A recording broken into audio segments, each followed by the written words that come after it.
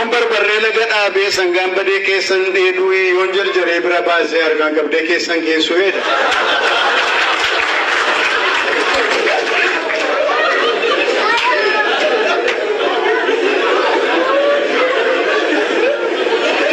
Yookaan sirba Haayiluu Disaasaa yoo yaadattu ta'e mucaa bareedduu sana dubbisanii siree faamilii irratti kuffisanii akka muuzii irraa qoncisanii akka warra garii baatu irraa shubbisanii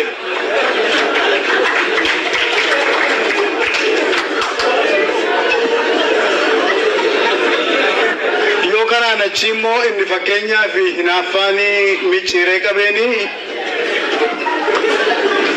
yoo bariiteen saawwa yaastee dafinee na yaastu gaangee yoo nama yaaddee muujalee na nyaattu waan keedha.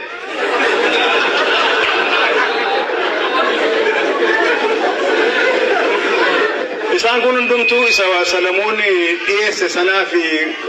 afaan Oromoo kana hundumaa horeera sani jedhe fakkeenya akka ta'uufani malee isin fuuldura dhaabbadhee ijaarsa salphaa ta'uuf miti.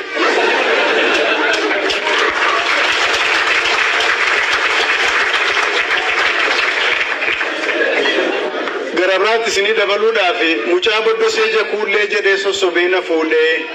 birriin okkotee shan guutee jedhee sossobee na fuudhee yeroon okkotee harka kaa'u barariin ukoo na guutee yeroon boorsaasaa harka kaa'u rigaa 55 fuudhee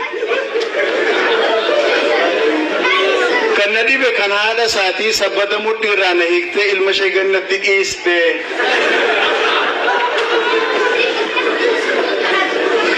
isaaf hin dubbisu. Adubbifamoo sabbata mudhii irraa na hiiktee ilma ishee gannatti dhiistee agguudduu lafatti dhiibee haduutuuf natti gannatti dhiibee ani hin duune galata waaqii wantichoo safara isaatii ciiseen ilaale karaatu turee mi'aa akka baadu'etti.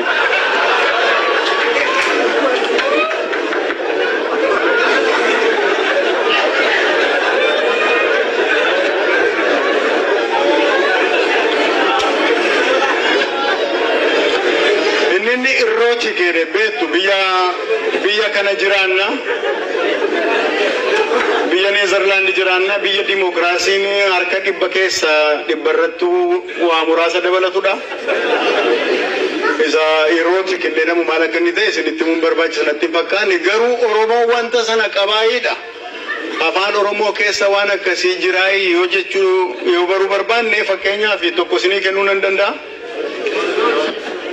Lakki baa qalbii sireen naan cabdii sireen koo siree sooyyamaa obboon koo galee dheekkamaa lakki baa qalbii kuni isa irrooti jedhu sana walumatti qabaatti Oromoon qoosaa qabaayii inni jennee yoo gaafanne egaa kunumti mataan isaa qoosaa ta'uu danda'a garuu waa tokkoon isinitti hima qoosaa durii qotee bulaa biratti odeeffaman ijoollee qotee bulaati baay'een keenya gatariitti guddanne baadiyyaatti guddanne waa baay'ee dhageenya inni baadiyyaatti dubbatamu isa magaalaatti dubbatamuuf badaa mi'aawuta inni magaalaa keessaa immoo isa baadiyyaatiif badaayyuu mi'aawuta garuu tokkoon isinitti hima yookaan lamaan tokko qoosaa duriiti abbaa faadhatu maa isaaniitti jiruyyuu mucaa gurguraan tokko ulaa baneetti seena jennaanii afaanii mi'aawu afaan ijoolleetiin abbaa maal hojjettaa innaan haadha kee jilbishee dhukkubnaan jilba kootiin sukkuumaa fi jiraa jedheen mucaan deebii kan argatee gara haasaasaatti fiige deebi'ee guyyaa kaan isaanii taa'ee irbaata eeggatutti mucaan dhufee abbaa amma irbaanni qaqqabutti ayyeedhaaf kaatee jilba keetiin jilba ishee sukkuumtuu fi jedhe gara biraas ni dabalee abbaa warraa fi haadha warraati haati warraa dhukkubsatanii sireedha waggaa yeroo baay'ee turaniiru gaaf tokko akka fedhettuu lafaa kaanii biddeen wayii qopheessaniif nyaachisuuf jedhanii ennaani gamaaf gamana bidda gamaaf gamanatu ta'anii haati warraa akkuma fedhettuu gad jedhanii to'a bidda fuufanii gad jedhnaan abbaa manaa qaami isaa daaraa tuqee argu maali abbaa warraa koo hundattuu fayyitee naman taatu jettanii daaraa keessa suuftanii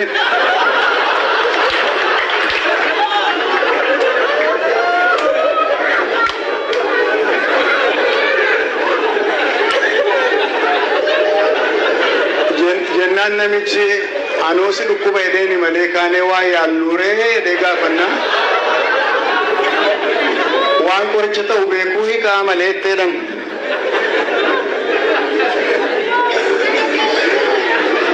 qoosaa jabana kanaa immoo ijoolleen yaanni wal godhan yoo isinitti mee tokkotu lama ta'anii wal bira ta'anii to'aa isaaniitti inni tokko hamuummata inni tokko hamuummannaan inni taa'ee ilaalu afaan isaa keessa quba kaa'e maalaadha keetiif afaan koo keessa quba keessa innaan sittuun biin malee maaltu si dhibee deen namichi tokko immoo soba jaallataa jedhanii booddee adamoo dhaqeen galee dheetii maal ajjeestee naan kurupheen xiyyiitiidhaan na'ee eessa ishee dhooftee naan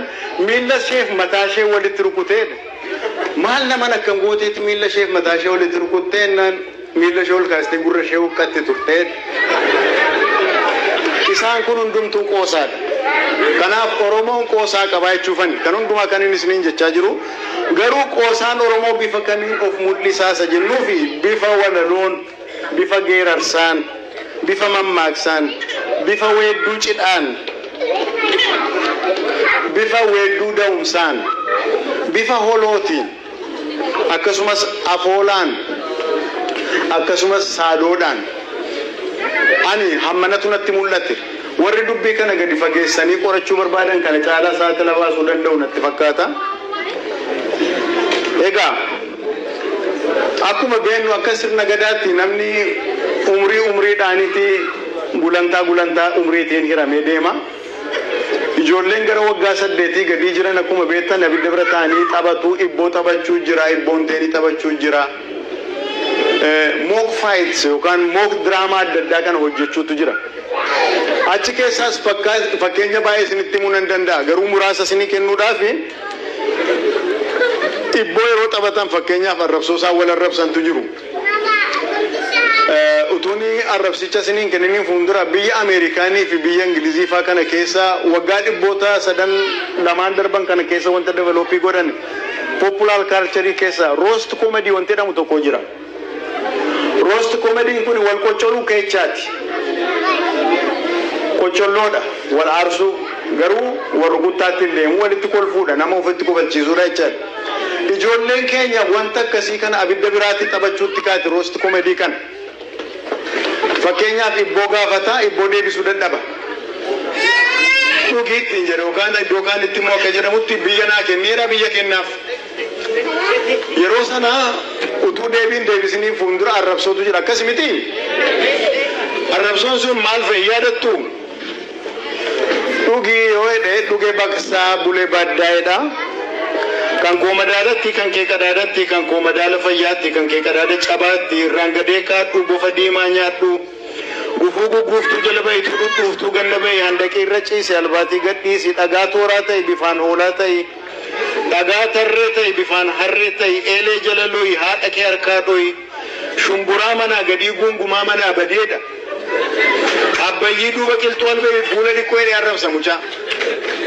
eega akkas jedhee arrabse amma gaani aarseeraanii wal aarsaniiru kuni kompitiishinii sana gabborii akka mo'amne kittibaatii siifata wechaasaati iree teesting jedhu warri faranjii